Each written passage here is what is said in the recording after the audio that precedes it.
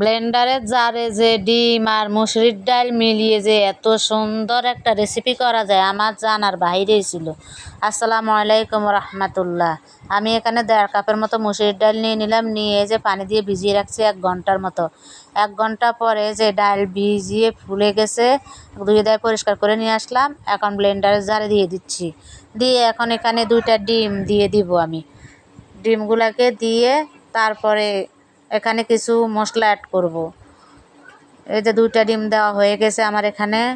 এখন দিয়ে দিলাম কাঁচামরিচ কুচি আর দিয়ে দিলাম পেঁয়াজ কুচি, দিয়ে এখন অল্প একটু আদা বাটা আর রসুন বাটা দিয়ে দিচ্ছি। তারপরে দিয়ে দিচ্ছি গোলমরিচ গুঁড়া, দিয়ে এখন ব্লেন্ডারের মুখটা লাগিয়ে দিব, দিয়ে এখন ব্লেন্ড করে নিব, একদম মিহি করে ব্লেন্ড করে নিব। আমি 2-3 ঘুরন দিয়েই ব্লেন্ড করে নিয়ে আসবো। কে কে খেয়েছেন আমার মতো করে এভাবে মুসুরির ডাল দিয়ে ডিম দিয়ে রেসিপি? খুবই সহজ রেসিপি। দেখুন আমার মুসুরির ডাল ডিম সুন্দর মতো মিলিয়ে গেছে। এখন আমি এর মধ্যে একটু লবণ দিয়ে গুলিয়ে নিচ্ছি। তখন আমি লবণ দিই নাই, এখন মিহি হওয়ার পরে আমি লবণ দিয়ে দিলাম 1 চামচ। দিয়ে গোলানো হয়ে গেলে আমি চুলাতে ফ্রাই প্যান দিয়ে সয়াবিন তেল দিয়ে দিলাম, দিয়ে তেলটা একটু জাকিয়ে নিলাম। তারপরে যে ডালগুলো মিহি করে নিলাম ওই ডাল ঢেলে দিয়েছি, মুসুরির ডাল আর ডিম। এখন নাড়াচাড়া করে আমি সুন্দর মতো সমান করে দিলাম। দেওয়ার পরে ঢাকনা দিয়ে দিচ্ছি 5 মিনিটের জন্যে। 5 মিনিট পরে দেখুন ঢাকনাটা উল্টে দেখি উপর দিয়ে শুকিয়ে গেছে। এখন আমি উল্টিয়ে দিব। একটা প্লেটে নিয়ে নিলাম। আগে প্লেটে নিয়ে ফ্রাই প্যানের মধ্যে আমি আবার একটু তেল দিয়ে দিচ্ছি। তেলটাকে দিয়ে আবার যে আরেক পিঠ উল্টে দিলাম। 2 পিঠ সুন্দর মতো ভেজে নিব, যাতে সুন্দর মতো লাল লাল হয়ে যায়। এখন একটু চেপে চেপে দিচ্ছি। চেপে দেওয়ার পরে এখন ঢাকনা দিয়ে দিলাম আবার 5 মিনিটের জন্যে। তারপরে 5 মিনিট পর ঢাকনাটা তুলে উল্টে দিচ্ছি। উল্টে দেওয়া হয়ে গেলে দেখলাম একটু কম হয়েছে আমার মনে হচ্ছে, তাই আমি আবারও পিঠ হওয়ার জন্যে আবারও উল্টে দিলাম। দিয়ে যে 2-3 মিনিটের জন্য ঢাকনাটা দিয়ে ঢাকনাটা তুলে তারপরে আবার একটা প্লেটের মধ্যে তুলে নিলাম। নিয়ে যে গরম গরম কেটে নিচ্ছি।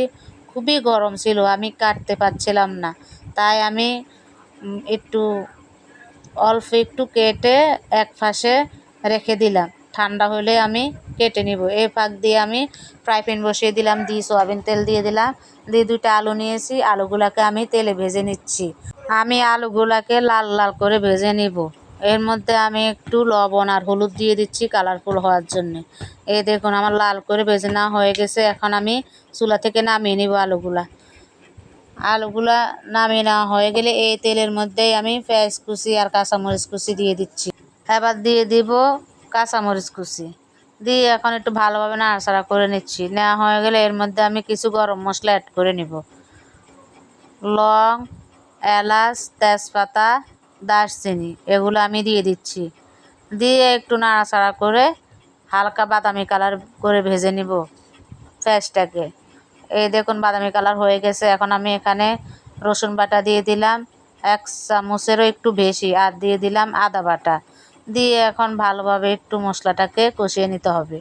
কষানো হয়ে গেলে এর মধ্যে আমি আবার একটু জিরা বাটা অ্যাড করে দিব। এখন 1/2 চামচ জিরা বাটা দিয়ে দিলাম, দিয়ে এখন নাড়াচাড়া করে মিশিয়ে নিচ্ছি। তারপর অল্প একটু পানি দিয়ে দিব যাতে মশলাটা না পড়ে যায়। পানি দিয়ে আর একটু নাড়াচাড়া করে নিব। নাড়াচাড়া গেলে যে হলুদ গুঁড়া দিয়ে দিলাম 1/2 চামচ, মরিচের গুঁড়া দিয়ে দিলাম 1/2 চামচ। একটু ভালোভাবে নাড়াচাড়া করে এর মধ্যে আমি মাংসের মশলার গুঁড়া অ্যাড করে দিব কিছুটা, মানে 1/2 চামচের মতনে মাংসের গুঁড়ার মশলা দিয়ে দিব। দিয়ে এখন আর একটু নাড়াচাড়া করে নিব, নিয়ে মশলাটাকে একদম কষিয়ে নিলাম ভালোভাবে। নিয়ে আমি আবারও একটু পানি দিয়ে দিলাম, দিয়ে আবার স্বাদ মতো লবণ দিয়ে দিচ্ছি। দেওয়া হয়ে গেলে নাড়াচাড়া করে তারপরে মশলাটাকে একটু কষিয়ে নিব। কষানো হয়ে গেলে আমি এর মধ্যে যে আলুগুলো ভেজে রেখেছি এই আলুগুলো দিয়ে দিচ্ছি। আলুগুলা দিয়ে ভালোভাবে নাড়াচাড়া করে কষিয়ে নিতে হবে।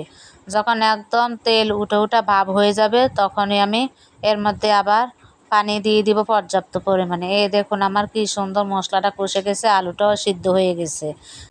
এখন আমি ঝোলের জন্য পানি দিয়ে দিচ্ছি।